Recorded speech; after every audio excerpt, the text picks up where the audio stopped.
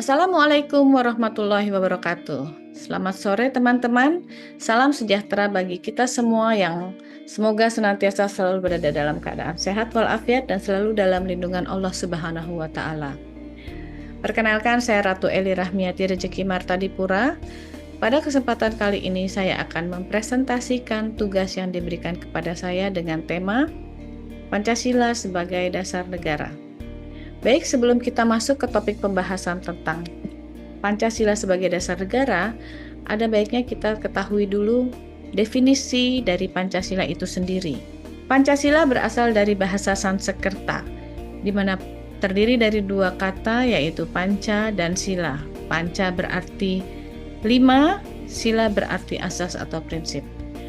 Pancasila dicanangkan atau diusulkan pada tanggal 1 Juni 1945 oleh Bapak Insinyur Soekarno di dalam sidang BPUPKI atau Badan Penyelidik Usaha-Usaha Persiapan Kemerdekaan Indonesia, dan kemudian setelah melalui beberapa kali pembahasan maka disetujuilah pada tanggal 18 Agustus 1945 diresmikan sebagai dasar negara, dan semua ini termaktub atau tercantum di dalam pembukaan Undang-Undang Dasar 1945.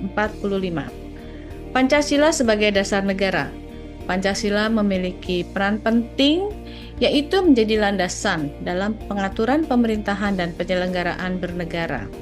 Selain itu juga Pancasila berfungsi sebagai pedoman dan prinsip dasar bagi kehidupan berbangsa dan bernegara bagi warga negara Indonesia. Untuk itu, kita sebagai warga negara Indonesia yang baik, tentunya diharapkan kita selalu mematuhi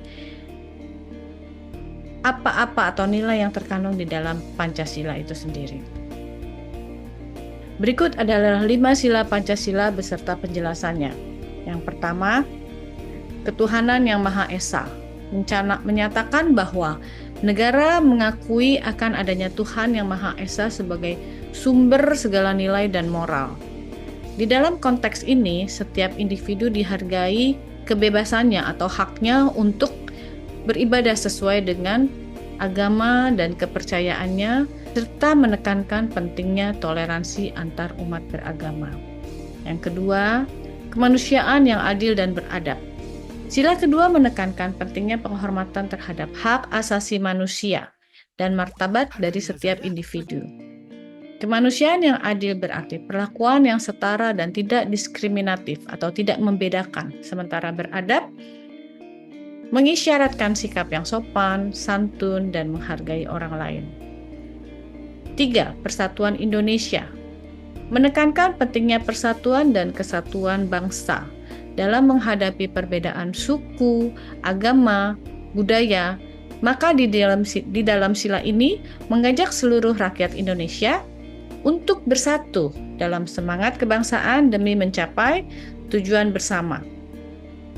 4. Kerakyatan yang dipimpin oleh hikmat kebijaksanaan dalam permusyawaratan perwakilan. Menyiratkan bahwa pengambilan keputusan harus melalui musyawarah untuk mencapai kata mufakat. Maka, jika ini terjadi, sistem demokrasi sudah pasti dijalankan dengan baik. Yang kelima, keadilan sosial bagi seluruh rakyat Indonesia. Sila terakhir ini berfokus pada penciptaan keadilan sosial dan kesejahteraan bagi seluruh rakyat di Indonesia. Ini mencakup distribusi sumber daya yang adil, kesempatan yang sama dalam berbagai aspek kehidupannya, serta perlindungan terhadap yang lemah dan kurang beruntung. Pancasila sebagai dasar negara Indonesia menjadi pedoman dalam kehidupan bermasyarakat dan bernegara. Selanjutnya, Pancasila sebagai dasar negara memiliki beberapa aspek, yaitu historis, kultural, yuridis, dan filosofis.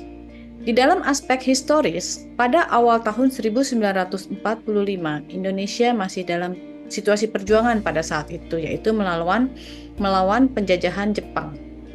Pada tanggal 1 Juni 1945, Bapak Insinyur Soekarno mengusulkan Pancasila sebagai dasar negara dalam sidang BPUPKI. Lalu setelah melalui beberapa kali persidangan, maka usulan tersebut diterima dan pada tanggal 18 Agustus 1945, Pancasila secara resmi ditetapkan sebagai dasar negara di dalam pembukaan Undang-Undang Dasar 1945. Dari aspek kultural atau budaya, Pancasila merupakan hasil budaya bangsa, maka harus diwariskan kepada generasi penerusnya, yaitu generasi muda. Melalui apa? Melalui pendidikan tentunya. Karena jika tidak diwariskan, maka bangsa dan negara akan kehilangan kultur yang penting. Dan perlu diingat juga bahwa bangsa yang besar adalah bangsa yang memiliki kepedulian terhadap warisan leluhur budaya bangsanya.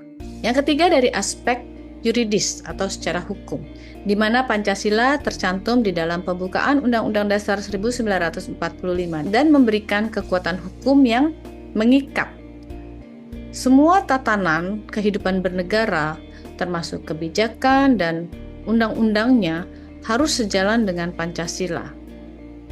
Lalu yang keempat ada aspek filosofis, di mana nilai-nilai Pancasila mencerminkan pandangan hidup bangsa Indonesia dan menekankan pentingnya ketuhanan, kemanusiaan, persatuan kerakyatan, dan keadilan sosial.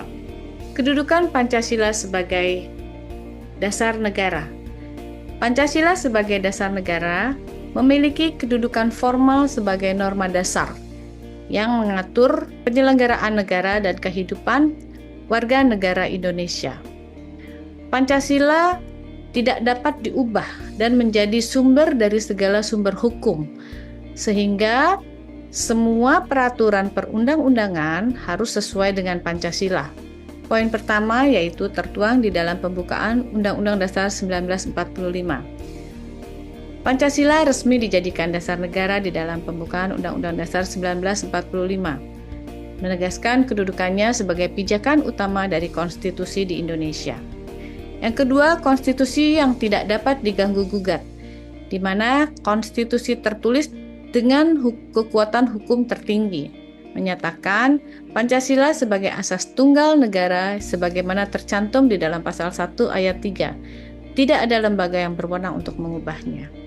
Yang ketiga, keputusan Mahkamah Konstitusi, yaitu menegaskan bahwa perubahan Pancasila hanya dapat dilakukan melalui amandemen Undang-Undang Dasar 1945 oleh MPR.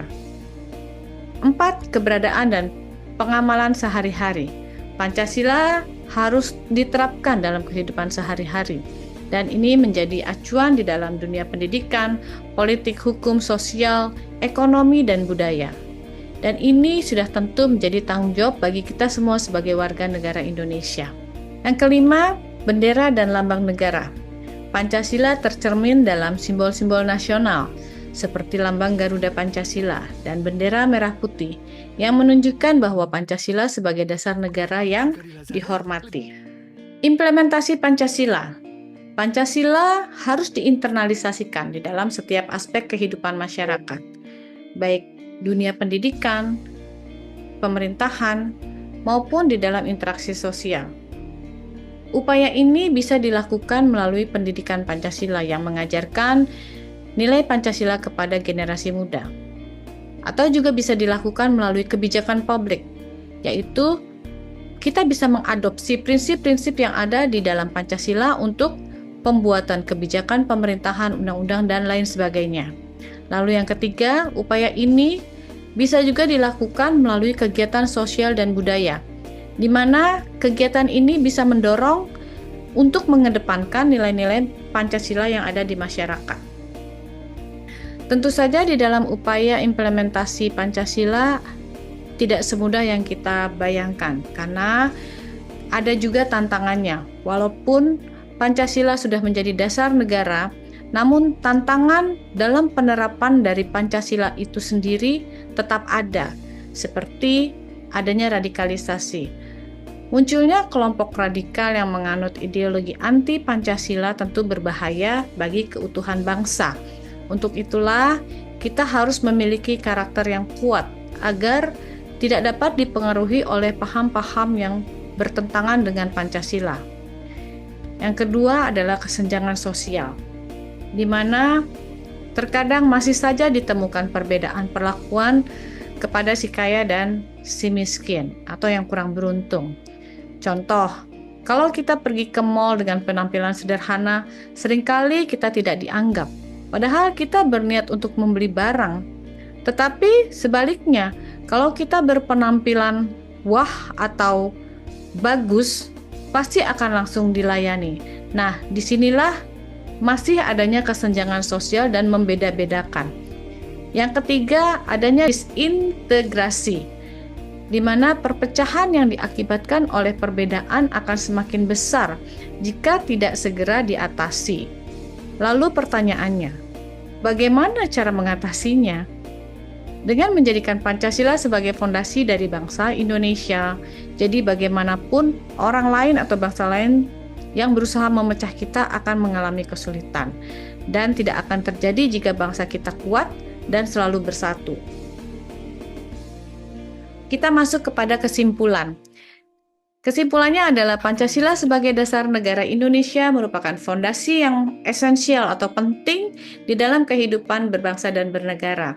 Dengan pemahaman yang mendalam dan penerapan nilai-nilai Pancasila dalam kehidupan sehari-hari, bangsa Indonesia diharapkan dapat terus berkembang dalam suasana yang harmoni, keadilan, dan persatuan. Pancasila tidak hanya berfungsi sebagai ideologi negara, tetapi juga sebagai panduan moral yang mengarahkan sikap dan tindakan setiap warga negara, menjadikan bangsa Indonesia sebagai bangsa yang besar, bangsa yang kuat, dan bersatu dalam keberagaman. Dan sekian presentasi dari saya. Terima kasih. Wabillahi taufik wal hidayah. Wassalamualaikum warahmatullahi wabarakatuh.